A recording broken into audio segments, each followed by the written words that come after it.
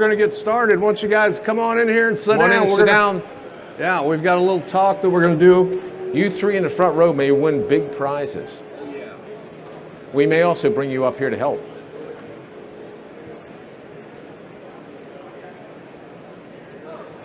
We're going to get started, everyone. Thank you for taking time to come here. My name's Scott Carruthers from the Ceramic Tile Education Foundation, and you are? I'm Rob Roderick. I'm with the National Tile Contractors Association, and today we're going to talk to you guys about basic layout principles. You know, we travel around the United States and we do educational programs and workshops all over the country, and one of the things that we requested is what kind of training do people want? That's the question we ask, and one thing that came back many times is our people need training on layout. So we have two programs today on layout. We have another one that's more advanced layout that'll be on at 12:30, but today and this morning we're going to be talking about basic layout.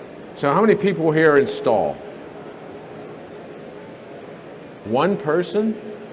What do the rest of you guys do? I know what you do. Well, thank you for coming. How many people know what these two books are? Okay, of those, keep your hands up. Of those of you that have these, how many people have opened it? That's an excellent answer, thank you. If you use these books, these can be your best friend or your worst enemy. Best friend, if you follow the practices in these books, they will help you. If you don't, and it gets into a legal situation, it'll be used against you. So we always want to make sure we're following those guidelines that come out of the ANSI book and also of the TCA handbook, but we're going to get to that in just a minute. So, Rob, where do we want to start today? Well, basically, whenever we're thinking about layout, we always need to evaluate our surroundings. And so one thing that a lot of guys don't do is do a square line and basically check out the walls and make sure that those walls are parallel and perpendicular to each other. So for many years, you know, we used 3, 4, 5 back before lasers were really available. And that's still a great thing to do. You know, especially if we have a large layout and you're using a laser, let's maybe say you're shooting at like 40 foot, that laser beam can be, you know, pretty wide when it gets out there at 30 or 40 foot. So, you know, being able to do 3, 4, 5, and we'll explain a little bit of that, how it works. We're basically just making a triangle. And any triangle that we make with those multiples of 3, 4, 5 is going to give us a 90-degree angle. So what we're going to do is we're going to start off by getting a reference line. And it could be an arbitrary number. We're basically going to measure over 6 inches in this particular case. I'll have Scott mark 6 inches at one end and 6 inches at another. And so for this first reference line, we want to use an exterior wall if we have that at our disposal, because generally the framers start from the outside and work their way in, and buildings typically get more out of square as you move towards the internal parts of the building.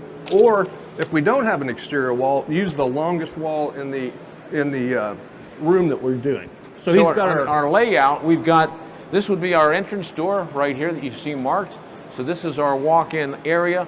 We're using the longest wall to establish our layout line. So Rob, I've marked 6 inches. How about we pop a chalk line there?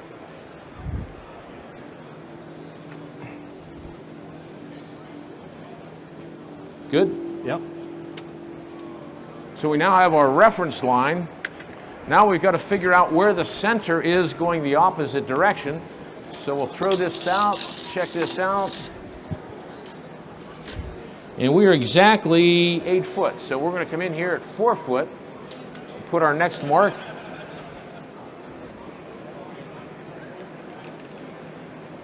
Actually, let's put one right up here. I think you're going to run out of room there, Scott, maybe. Yeah, because when we do our 3, 4, 5, you won't have enough room.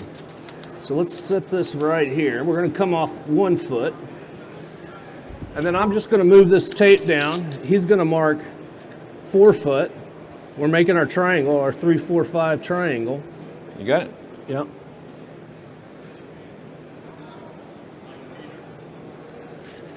Okay, you got it? Yes, sir. Okay, then let's come over here. We're going to get 3 foot this way. I'll just scratch it on the floor here if you got it. Got it? Yes, sir. It's not scratching very good. There we go. All right. So we've got a 3 foot leg, a 4 foot leg. Everybody knows Pythagorean theorem from school? All right. We got a guy raising One guy. No, back here, another one. All right. All right.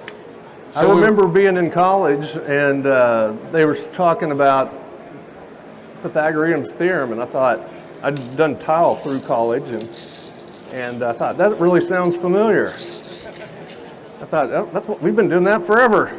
So we have one leg that's three, and it can be 3, 4, 5. It can be any multiple thereof. 3 foot, 4 foot, 5 foot. It can be 30 feet, 40 feet, 50 feet, or any multiple thereof. So it works out really great.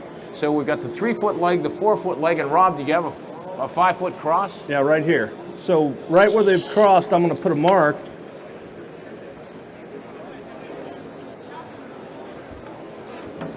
And here we go.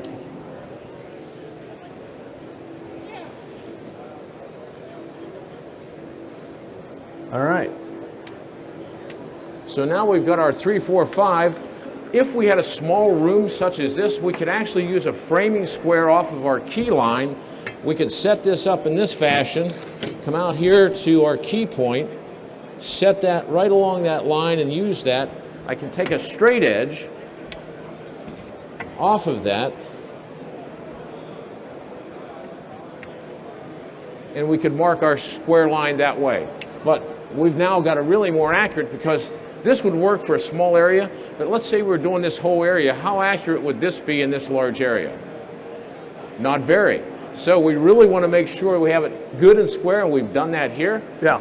So basically, the reason we want to do this is we want to evaluate all of the different walls and see what condition they're in with each other. So we've got 12 inches here. Here, how about I use my tape and I'll measure that end and you measure this end? How's that work? Well, that's, you know, it's always good to use the same tape measure, because sometimes they can read slightly different. So I'll take care of this play in myself. the end, so we're going to use one tape. So we got 12 inches here, 12 inches here. Then I can measure off this back wall. And the reason we're wanting to do this is if we have one wall that's out of square, we want to know that ahead of time. We don't want to lay our whole layout off the one wall that's out of square. We want to evaluate our surfaces first, our areas, and make sure these walls are perpendicular and parallel with each other. So I got 84 and 3/8 and 84. So we're 3/8 of an inch out. Let's check that one. I know is right because we came off of there. We got 42.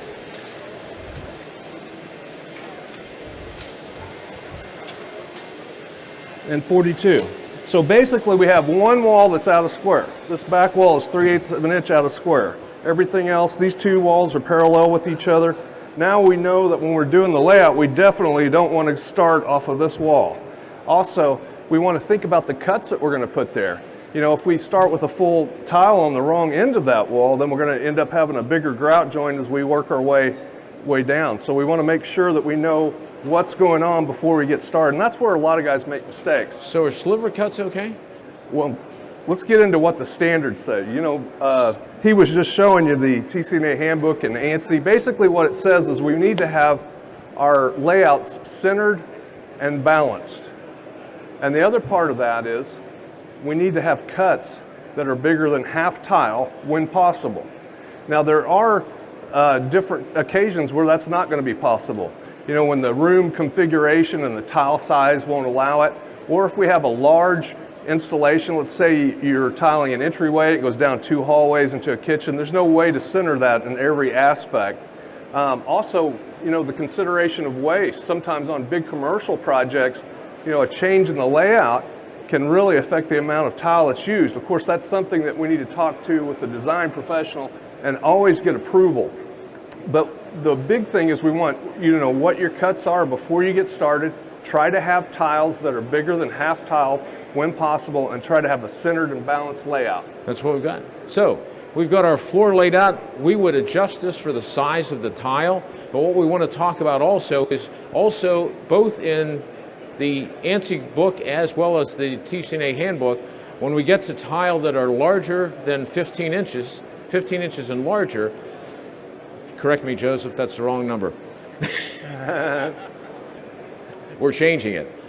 We're going to do a 3, 4, 5 to establish our square, but now we've got a 12 by 24 tile. That's a large format tile. So we want to make sure that we're going to use the 1/3 offset, which is also a standard in ANSI, that we want to have a 1/3 offset instead of a 50% or half offset, because it helps us with the warpage of the tile by spreading the grout joints apart. So I've laid that out right here, and we'll see if we can get the camera. So we've got a 3, 4, 5, and I kicked this one just a bit. So in this case, this tile's 24 inches long, so I've got an 8-inch step, 8-inch step, 8-inch step, and if we put a straight edge on the points, they would be perfectly in a line with each other. So when we run that 3, 4, 5 to get our square, now we've got to apply that to our layout for our tile, in this case, a 12 by 24. Another piece in ANSI as well is that if this is a rectified tile, anybody here know what a rectified tile is? Help me. Rectified tile is a tile that has been sawn to size. To make it more precise. Thank you, exactly right. So this is not a rectified tile. If it were a rectified tile, Craig, we could use a 1/8 inch grout joint. That's in here as well. When we get into this one, it's a calibrated tile, which means it's not made more precise at the factory. It came out of the press this way. This tile is going to require a 3/16 inch grout joint, and that's in the book as well. So when you have a designer that's saying, well, I'd rather have we call it the designer grout joint. Anybody know what that is? It's one of these. Yeah. The NTCA makes these for the amount of a grout joint. So we want to make sure we follow the ANSI guidelines. Yeah, and So so Rob- when it comes to grout joint size, it's clearly defined in the handbook about grout joint size minimums. You know, most of the time, you guys have seen this in the industry, the tiles are getting bigger, right? The grout joints are getting smaller, and lots of times people will say, hey, can you butt those tiles together? Or I want the smallest grout joint possible. And the handbook says that we should never have a grout joint less than a 1/16 of an inch. Never have it. We shouldn't butt joint. There are a lot of reasons for that. But it gives us a criteria for minimum grout joint size, and that criteria is we should have no grout joint smaller than 3 times the deviation of the tiles themselves. That means if we got a group of tiles and they deviate in size one from another, let's say a 1/16 of an inch, the smallest grout joint we should have with that particular group of tiles is 3/16 of an inch. And you know, a 1/16 of an inch deviation isn't really uncommon with calibrated tile like Scott mentioned. Calibrated tile, of course, comes off of a line and it's sorted by size and it's put into boxes, and they're the ones that have the caliber size on the box. You guys will see it's mostly what we install day in and day out. So a lot of those have a 1/16 of an inch variation, and according to the handbook and our standards, we should probably not have smaller than 3/16 of an inch grout joint with those. That's right. Yeah. So you have to have the guts, and you've got the paperwork behind you. If the designer says, I want to, anybody know what a designer grout joint is? It's a credit card. It is, seriously. That's a 64th of an inch, or a 32nd. So that's what they want. We've just given you the guidelines. It's either no minimum, nothing less than a 16th, but ideally, calibrated tile, 3/16, rectified tile, 1/8. So that's the parameter. Use it. The book is your best friend. Use that to your advantage when you're talking with the designer up front to get that established.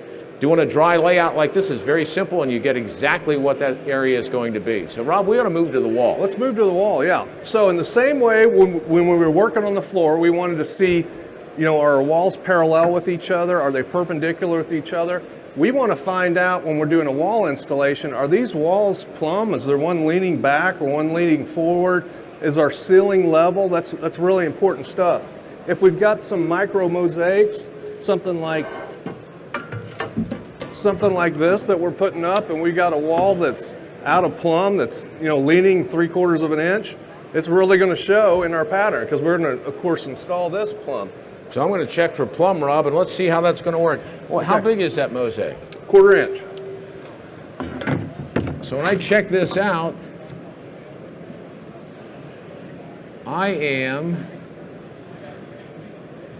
we've got a really bad wall here, Good golly, Rob. look at this. We've got some issues here. I'm 1 3/8 out of plumb. Wow. What's going to happen to that mosaic if we were to put it up with this wall being that far out of plumb? Help We're me. gonna- we're gonna have- we have a we're gonna big have- mess. Thank you, Craig. That's exactly right. Right. So we've got to either have the carpenter framer come back and fix this wall, or if it's our responsibility, we've got to build this wall out. Hopefully there's no finish on the wall that we could actually either sister the stud, and we're going to talk about that on Friday, but we will have to repair this wall so that we can get it plumbed, because this tile gives us no ability to deviate. We've got to have this wall perfectly plumbed. Yeah, yeah. And so some of, the framing part and stuff, in the handbook, there's sections called preparations by other trades. So that's not all the tile guy's responsibility, but I will tell you what the tile guy's responsibility is to check out that surface and make sure it's appropriate before he installs tile. And, just like Scott did right here, if he hadn't have checked that and went ahead and installed it, that would have been on Scott, because it's his responsibility to make sure everything's good to go ahead of time. He's not responsible for building it. He's not responsible for the structural integrity of it necessarily, but he is responsible to visually inspect it and make sure that it's suitable before he gets started. So if I were to install that, Rob, I would run out of tile. I would go from a full tile, and I would lose 2.5 rows of mosaic going vertically. Yeah. Is that acceptable? Joseph, I don't think you'd like that on your job, right? We don't want that on a job. So you have to make sure you make those corrections up front to make sure that the installation is going to work well, because we want it to be a good example of quality tile installation. Another thing we need to check is the ceiling. We need to check the ceiling and make sure that it's level. A lot of guys like to install with a full tile against the ceiling. It's a great look, but if you've got a ceiling that's out of level, that's going to be a problem. Especially if you start on the low part and you're running it around, now you've got a grout joint that's developing along the ceiling. You guys are shaking your heads, you've seen that before. We want to know if it's out of level. If we can correct it, we need to correct it. But we can also make changes in our layout to help hide it. We can shift that tile up to where we put a cut along the ceiling rather than start with a full tile and have that grout joint showing. So Rob, what if we had the mosaic as a feature band at the ceiling? I'm 3/8 to a half an inch out of level at the top. Same Problem. situation. We got that wedge-shaped piece. Anybody here would accept that wedge-shaped piece at the top? I don't think so. So we've got to have the carpenter come back and repair this to get that ceiling level. We can fix the walls, but the ceiling's a little tougher. That's right, right. Especially if it goes into, it's not in a shower enclosed in a tiled area. So let's get this wall laid out. Okay, so we're going to center this. Now, we want to also consider that we're going to have tile on this wall when we're finding center. So I want to figure the thickness of this. So we got 46 inches. We're going to take half of that. That's about the thickness of the tile, which is 23. Got a mark. We'll take our level to find plumb. And this is another way to check too.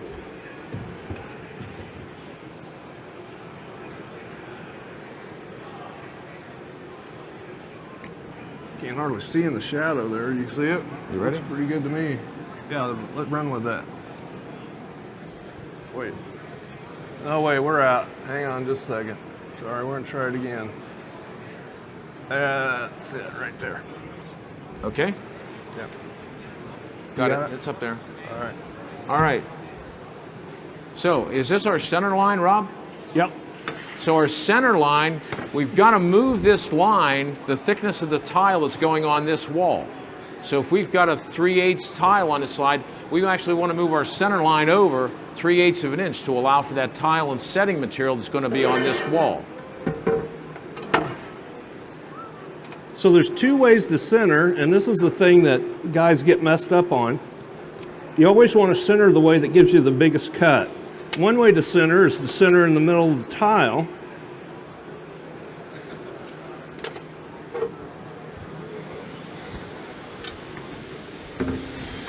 So if we center it this way, we're going to have an 11-inch cut. The other way that we center is center in a grout joint, so we can slide that over. Now we got a lot better cut. So remember, our standards are this. We want to make sure that our layouts are centered and balanced, and we also want to have tiles that are bigger than half tiles. So the one layout we had smaller cuts. It fulfilled that expectation of being centered and balanced, but it didn't fulfill the second expectation of being cuts larger than half of a tile. and sometimes we can hit it, and sometimes we can't. When we get into patterns, like we had laid out here with a 1/3 offset, we're going to realize we're going to have small cuts. So the rule that Rob outlined is not actually going to hold sway whenever we have an offset, because the offset patterns, they're going to get smaller as we go up with that 1/3 set offset. What do you got here, Scott? Oh, I made a story pole.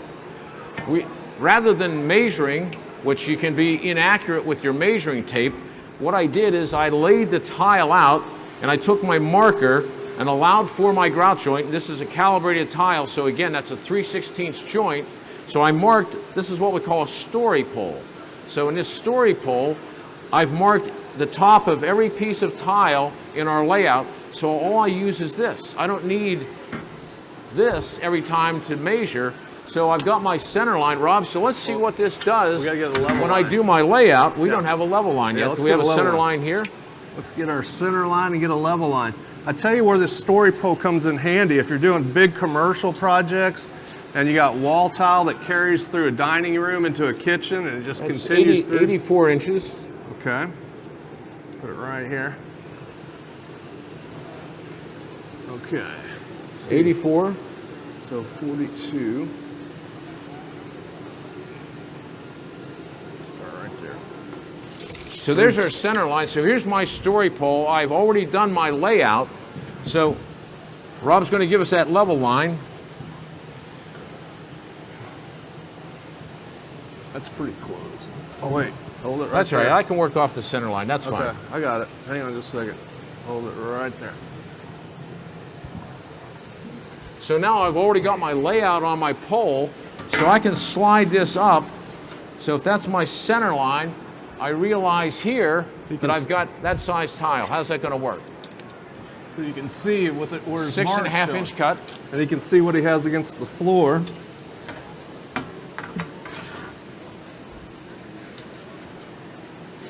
Yep, 6-inch cut. So we're balanced. Yeah. So it's a 12-inch tile. We have a 6.5 inch cut. Is that better than a half? We're good. If it was not, all we would have to do is move this line up 1/2 a tile, in this case 6 inches. That would be our new starting point. That would give us a larger piece at the top. Yeah. Any questions? Let me say this one more time. Where this really comes in handy, you got to lay out, say you're doing 3,000 feet of walls and it's just going all over the place. You can check, you could check over your door jambs, you could check over window sills, you can check different things that you're going to hit, and it's really fast once you get that level line all the way around. So real quick way to check your layout and make sure you know what your cut sizes are before you get started. That's the biggest thing about layout. You know, guys will start full tile at one end, they have no idea what they're going to have at the other end. So always remember the standards. Make sure that you're centered and balanced when possible. You have cuts that are bigger than half tile, and you have a defendable layout. That's the big thing. Make sure you have a defendable layout. Beauty of it, and the other, we don't have time, but we could set a laser up and we could shoot a level line the whole way around this building. We could use our story pole and check every door, every window, every offset, what might it be, small cuts, and we can make an adjustment before we set one piece of tile. Any questions? We've either done a really good job or we need to ask a lot more questions of you. It's our pleasure to be here. We're going to be back at 12:30. 12:30, we're going to lay herringbone on a 45. We're going to turn stuff around, which is going to be a lot more complex. This is just basic layout. We're getting more advanced at 12:30. Come back and see us. Thank you guys for being here. Thanks You've been a for great coming. audience.